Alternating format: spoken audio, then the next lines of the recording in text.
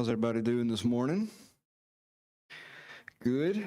So, my sister and brother, Chris, I believe I called her right before I come here because I had to ask her a question about the fundraiser or whatever and who do I write it to. But they're still traveling right now. They've been gone for Dalton had his robotics thing all the way up there in Bristol, Tennessee. So they've been up there and praying for traveling grace on the way back. As everybody knows, especially on Facebook Live, Brother Chris Carter is the one who does Sunday school class. And so since they're gone, I filled in. And this morning, I've had a lot of anxiety and worried about this. I was sweating going over my message today. And I was like going through this. I'm like, I'm not prepared for this lesson. So luckily, I got Daddy's teacher's guide. That's going to help me cheat a little bit. So I'm probably do more reading than teaching. So it's going to be kind of like we're learning this together, which a lot of the stuff I've read through and already knew. But Old Testament, that's one thing about Daddy is he's really, really good when it comes to Old Testament. I mean, he can tell you timelines. He can tell you the symbolic things in it, you know, the different people. And it's just amazing how smart the man is when it comes to Old Testament. I'm not that good at the Old Testament. I've always studied more of the New Testament. I need to get in the Old Testament because the whole Bible is for us to read and understand. But some of it can get overwhelming, a little confusing. I'm sure if you ever did like the Bible challenge, the Old Testament, some of it's like hard to read, especially just you get the book like Numbers and stuff, and it's just like, whoo. But it's interesting. I do love the book of Genesis, and I love Joshua. I love Moses. I love those stories. But this is covering the book of Leviticus. And I need to start, it's something I'm going to try to start doing more of. Like I told y'all, this year is like a transition year for me to get things in line and do better. And starting to come to Sunday school, you know, I dropped Cosin off at Mama and them's this morning. Like I was rushing, getting him ready. Jenna had to go to work. Got him ready and getting a toddler ready, getting your stuff ready, get yourself ready, then get him to Mama and them's. I'm like, I ain't going to make it on time. And so I'm running in here and I'm sweating and I'm thinking, oh my gosh, I'm going to butcher this so bad. I do not have no confidence in my Sunday school teaching like I do my sermons. So y'all bear with me. But, we'll start trying to make it to Sunday school, and Cosin's getting a little bit older and get a little bit better, so I think it'll be easier, so I ain't having to chase after him all over the church. And so let's begin. So what I'm understanding from what I've read over this a few times, and what they're talking about here, this lesson is called separation. And we know that sin separates us from God, and that's why we needed Jesus to forgive, to cleanse us of our sins because of our sin separation from God. Now, in the Old Testament, before Jesus came, they did things a whole lot different. And we should be very thankful that we don't have to go through the process that they used to have to go through with the burnt offerings and all these things they used to have to do, the sacrificial things. And the Old Testament, that's one thing, when you look, people think, well, God changed. God's never changed. And people think, well, in the Old Testament, God seemed more like he had more of a wrath and he was mean God, but he wasn't. He was a just and holy God, and he's the same God today. It's just back then, when you read this, we see a few men God struck down because of, it was Aaron's sons. He struck down because of the way they did their offering. They didn't do stuff right, and they wasn't trying to do it right. And God didn't have no patience for them not doing it right, especially being priest. And so the book of Leviticus is talking about separation. And what I do like about, I don't know if y'all's books are like this, but this teacher's guide, the way this lesson does, you'll read the verses, and then it'll take each like parts from each verse and kind of give like a example of what it means, and it really breaks it down. So I'm going to be going through a lot of that. So I hope I don't bore y'all to death, but we'll get through this together. So Leviticus 9:15 through 21, in my book, it's Sunday school book, it's page 122. I don't know if it's the same for y'all. But Leviticus 9:15 through 21, I'm going to read the verses, and then I'm going to read how they've got this broke down.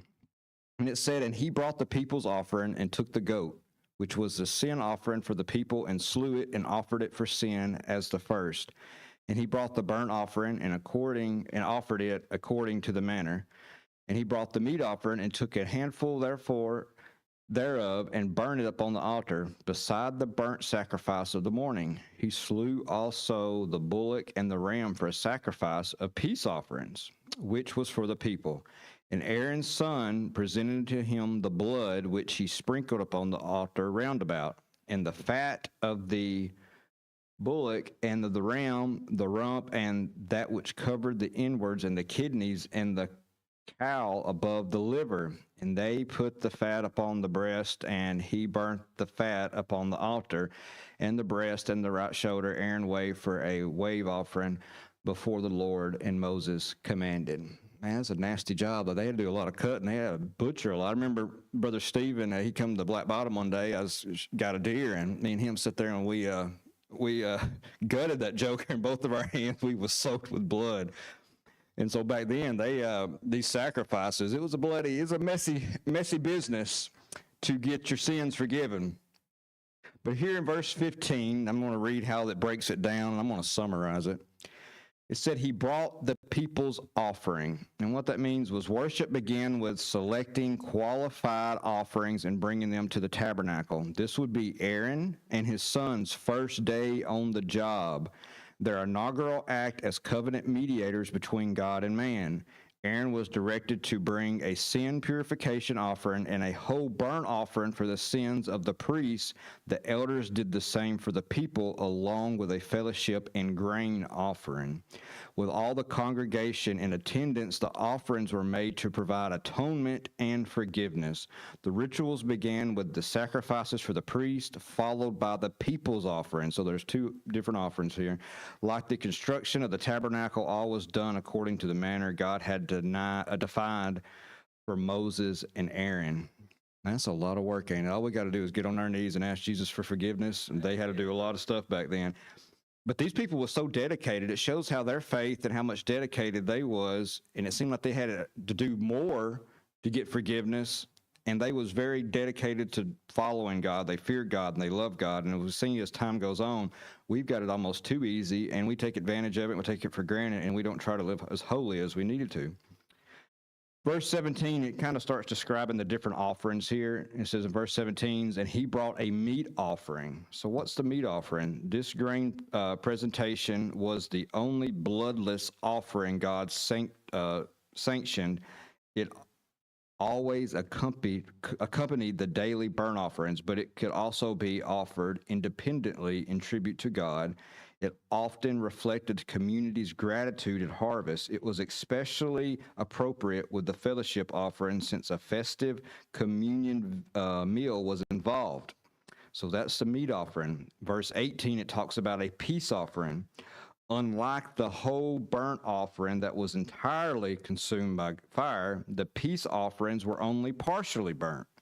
So they only partially burnt the peace offerings. The burnt portion symbolized what was given to God. The rest of it that wasn't consumed by the fire was shared as a meal by the priest and those who was making the offering. So they got to eat some of it. The focus of the peace offering was not atonement or forgiveness, but praise and worship and celebration of the covenant. When presented with the atonement sacrifices, it always came after them. This was like the meal eaten on Mount Sinai by Moses and the leaders. So verse 18, it talks about sprinkled. It says here, it said he slew the bullock and the ram for the sacrifice of peace offerings, which was for the people, and Aaron's sons presented him the blood, and he sprinkled blood upon the altar round about. So it says here, sprinkled. The Hebrew word suggests scattering something randomly. The same basic wording was used to describe how Moses threw ashes in the sky to initiate the plague of bulls on the Egyptians.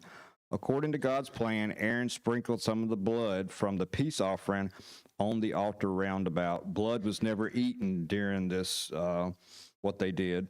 They wouldn't eat the blood. They just sprinkled it. Instead, it served to consecrate the altar that became defiled by human sin. And it's amazing how Jesus' blood had to be spilled in order for us to be forgiven. And blood had to be spilt and sacrificed back then. That's why he was the sacrificial, perfect, holy lamb. And that's why even back then they picked out the most perfect lamb, the most perfect offerings, no blemishes, had to look perfect before they brought it and presented it and sacrificed before God. So verse 19, it said the fat of the bullock and the ram and the cover of the innards, the kidneys and the liver It said the fats, the two parts of the sacrifice never to be eaten were the fat and the blood.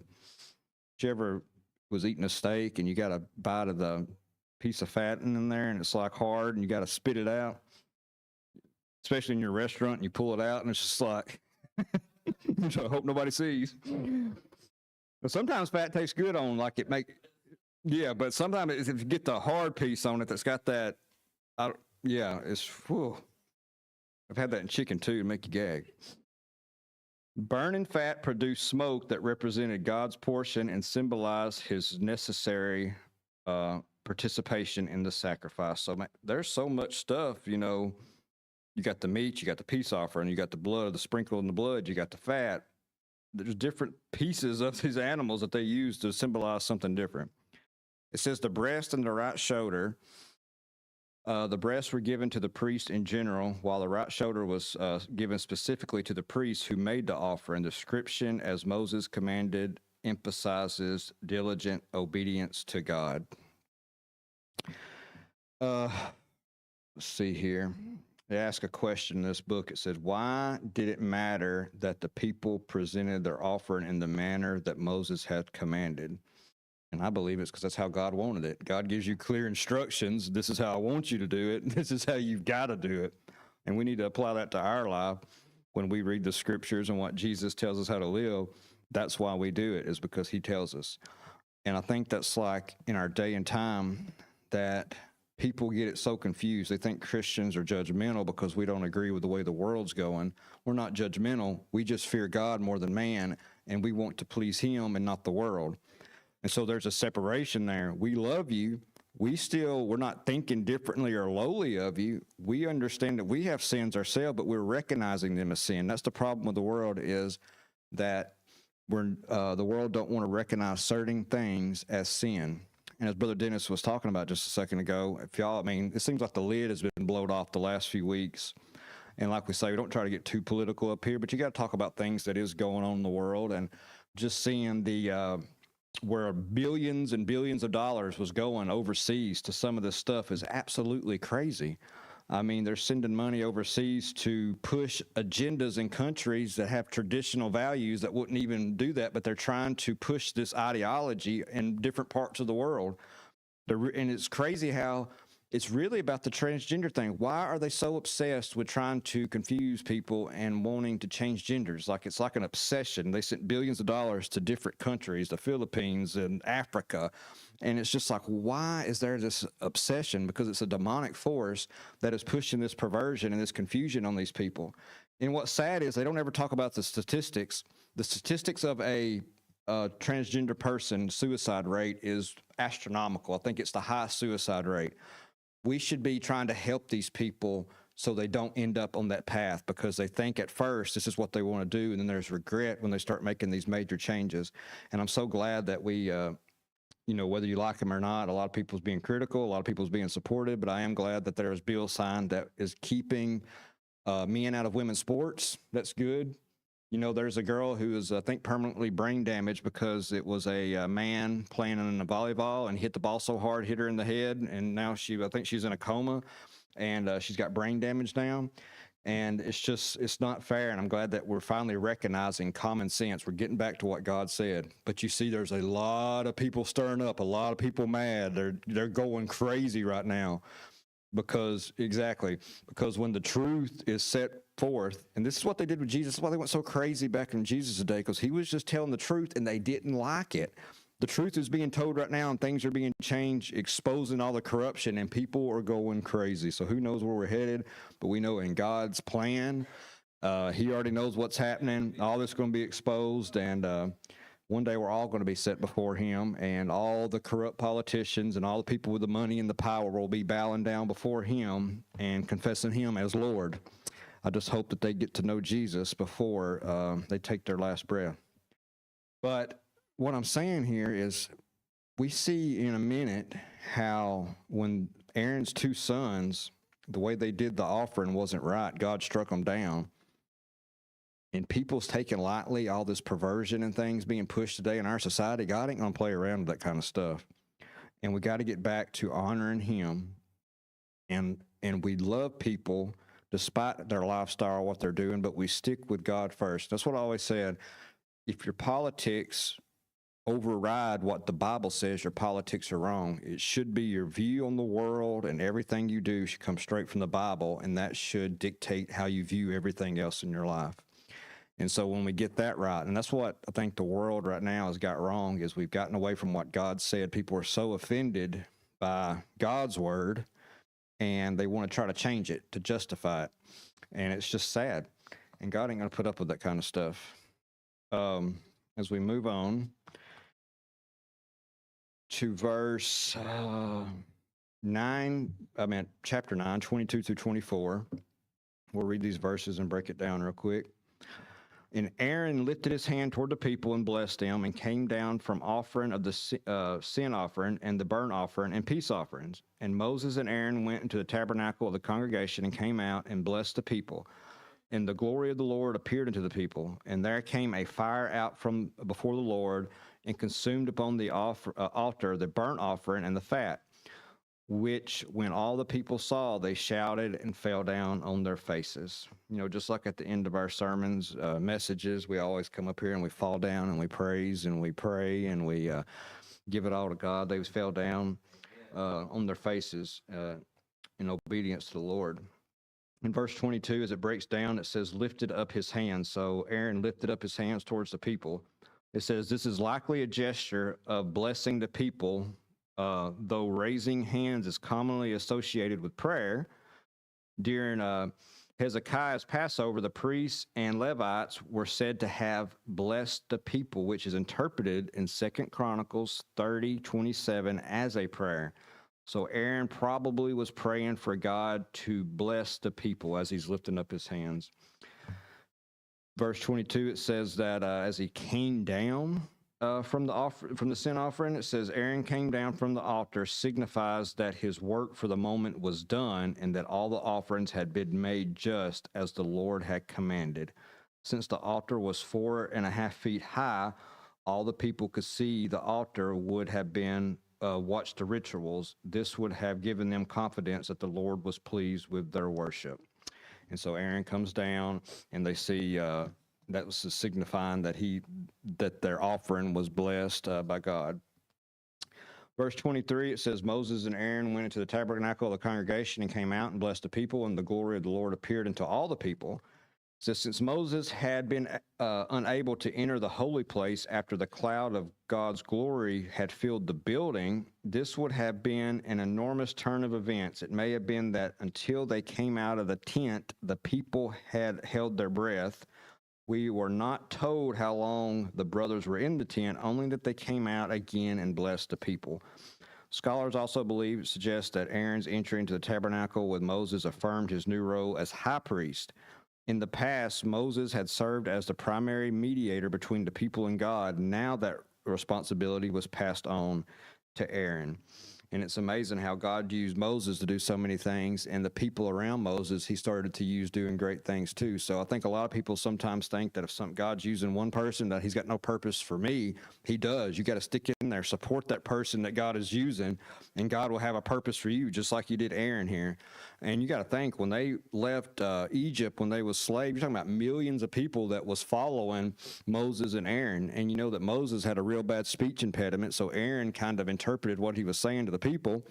And so God has a role for everybody. He did for these men, and they had a big responsibility dealing with all these people, because as you know, the Israel people, we see all through the scripture how they would turn to God, turn away from God. They would start, it was the golden calf. They started worshiping all kinds of crazy stuff. And you got to imagine Moses and them probably getting very impatient with these people, because it's like, oh my gosh, like, look what God has done for us. And some of them was even saying we was better off staying as slaves. Like, that's the mindset, I think, even of today. People's even mad about all this stuff being exposed. Like, how can you be mad at people exposing all the corruption? It's like, that's how blind people are. They would rather stay slaves. They'd rather the government control them than have freedom. And that's the mindset back then for some people. That's the mindset this day and time. Some people just, I don't know. It's just a crazy thing. And we're going to talk about that today in the sermon, about how in the end, towards the end, how good will be evil and evil will be good, and people will just be blind to everything. And it's amazing how two people can watch the exact same thing, and one person can be like, I agree with that, and the other person can be like, no, he's wrong. It's like, what? Like, we just seen the same thing. Like, how do you not see what I'm seeing? It's because Satan has put a blinder over so many millions and billions of people, and that's his great master plan. But verse 23, it says, in Moses, they entered the tabernacle and they blessed the people, and the glory of the Lord appeared unto all the people. Here it says, the glory of the Lord appeared. God's glory had been seen on Sinai and had been seen filling the tabernacle. Here God made himself known at the nation's initiation of the priesthood and the sacrificial system. In doing so, he was affirming both the offerings that were presented and the men, especially Aaron, who were offering them.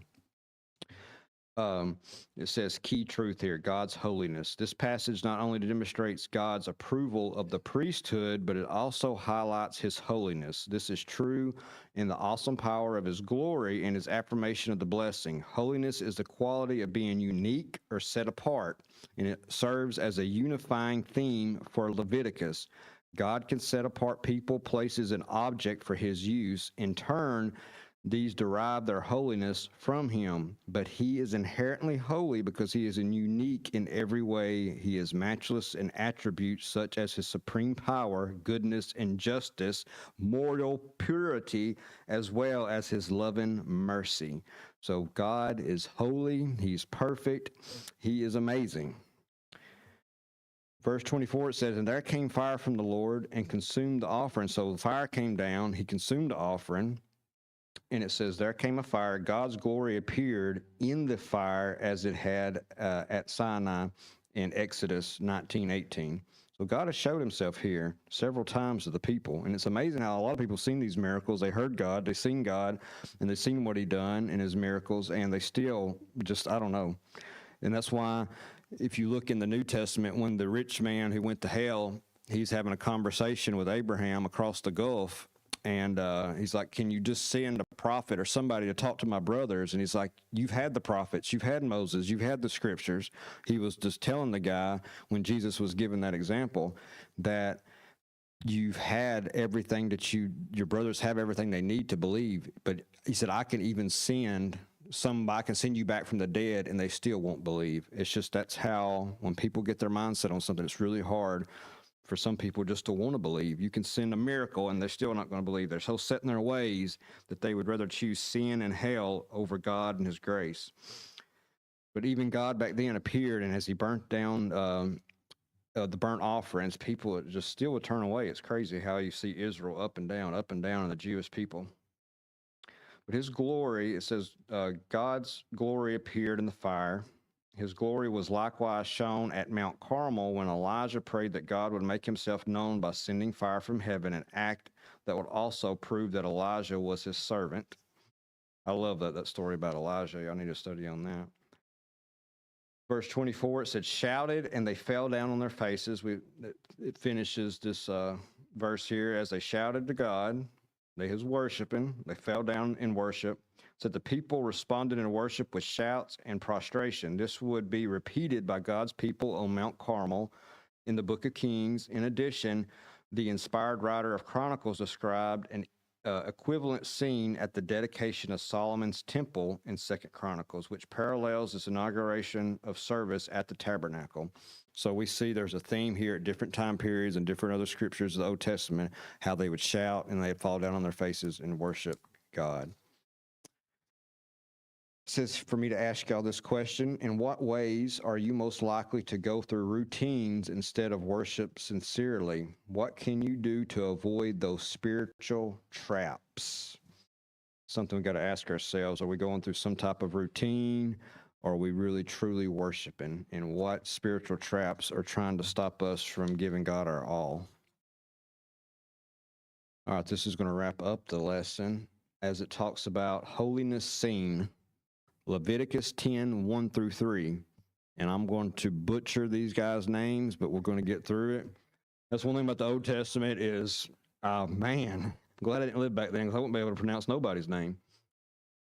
And Nadab and Abihu, the sons of Aaron took either of them his censer and put fire therein and put incense thereon and offered strange fire. Now notice that word strange before the Lord, which he commanded them not. He told them, don't do it. And there went out the fire from the Lord and devoured them, and they died before the Lord. Then Moses said unto Aaron, this is it that the Lord spake, saying, I will be sanctified in them that come nigh to me, and before all the people I will be glorified. And Aaron held his peace. And it breaks it down here in a second. Now imagine Aaron's the dad of these guys, and he just sees his son doing wrong before God. They offered the thing a strange fire, and we're going to read about what that means. And God consumed them. God didn't play around. And I think people, that's why America, they need to get right, because God don't play. He's all powerful. And I mean, these guys was messing around with God, and he consumed them. And it said Aaron held his peace. And we're going to see that, I believe it, as it explains, that priests were not allowed to mourn. I guess they couldn't show sadness because they was in that position. And so, that'd be hard. You lose your sons, even though they may have done something wrong.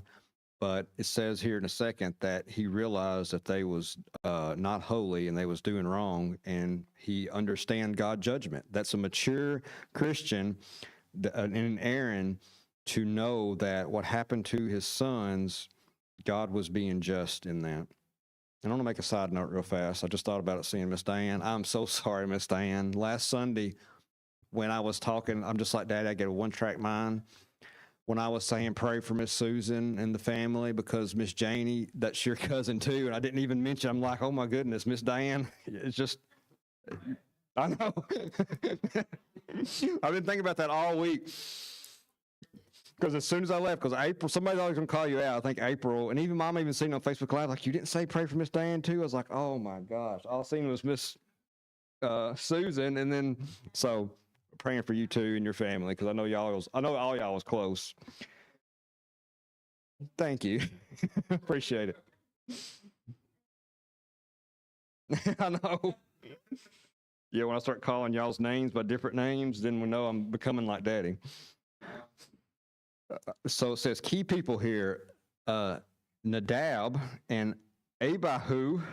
Aaron had 4 sons. Those 2 I just named, I'm not going to name again. And then Eleazar and Ithamar. The 2 that was just consumed are always mentioned before Eleazar and Ithamar, and were probably the oldest. So it may be Aaron's 2 oldest sons. We know that Nadab was the firstborn, because it says it in Numbers 3:2. Imagine being the person who comes up with these. You would have to be smart to go back and reference, like, when somebody was born. Like, these are some brilliant people who's breaking down these lessons.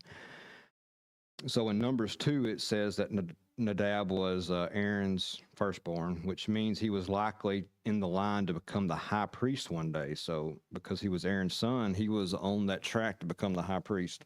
Instead, Eleazar succeeded his father as the high priest and helped lead Israel into the promised land. So part of Aaron's bloodline helped lead Israel into the promised land. In Joshua 24:33, it describes that. And the reason Nadab didn't become the high priest and take his father's spot, because he got killed. God wasn't playing with him. So we'll break down these verses. It says they was taking a censer. It says, took his censer. Among the many masterpieces created by Bizarrely were vessels for use at the bronze altar, including censers or fire pans. So I guess that's what that is, a fire pan. These were among the many holy items that God designed and set apart to be used in his service. Each priest had his own fire pan, which was probably used in the burning incense to the Lord. They used to burn the incense, and God would say if he was pleased with the smell. So here's the strange fire part. Let's break it down real fast. For unknown reasons, we don't know why exactly they used a strange fire, Nadab and Abihu decided to use their censers to engage in illicit worship. As sons of Aaron, they were authorized to serve as priests. However, they used their offers to offer strange, also translated unauthorized. So if you see that strange fire, it could be unauthorized fire. God didn't want that fire. Some scholars suggest that they may have been intoxicated, but that is unlikely. Better explanations include offering incense that was not made according to God's formula. God gave a formula for how he wanted incense made, so they could have possibly did it their way or a different way. Entering a restricted part of the tabernacle and using the coals that did not come from God's altar. You don't play around with God's worship and his plan and his sacrifices, and that's what they was doing here. And God put a stop to that, and I think that would send a pretty clear message that you don't change what God is trying to do. And we're seeing that in pulpits all over America today, especially with this. I'm telling you, there's something about this trans obsession, and it's affecting our youth. It's happening over at Westover right now. These poor kids are so confused because it's just being like a swamp on top of them. It's just like it's being pushed in their face every day. And we have, I think it was even during the inauguration, there was this woman, so-called preacher up there who was pro that kind of stuff. And it's like, man, go back and read the Old Testament. God struck down people just for using strange fire, and you're getting up here trying to push this stuff that's ungodly. Like, God, he's not going to play around with people like that. They are wolf in sheep's clothing, or sheep's and wolf clothing. One or the other, you know what I mean. But these people they may think they're good, and they're pushing love this, love that. God don't love sin. He hates sin. It said, went out fire from the Lord. The same thing that happened to Aaron's oldest son would happen to the rebellious Levites in Numbers 16:35. These were both examples of apostasy, which is a sin of defiance or rebellion against God. Involved rejection of his covenant, for which no atoning sacrifice was provided. The penalty was being cut off, which meant neither removal from the community or death. The same fire that had consumed the offerings now consumed these rebellious priests. The ones who had offered unholy fire were destroyed by the holy fire of God.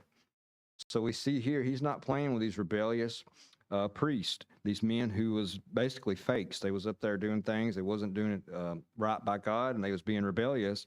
And God consumed them with the fire too. You don't play around. That's why it says we should fear God.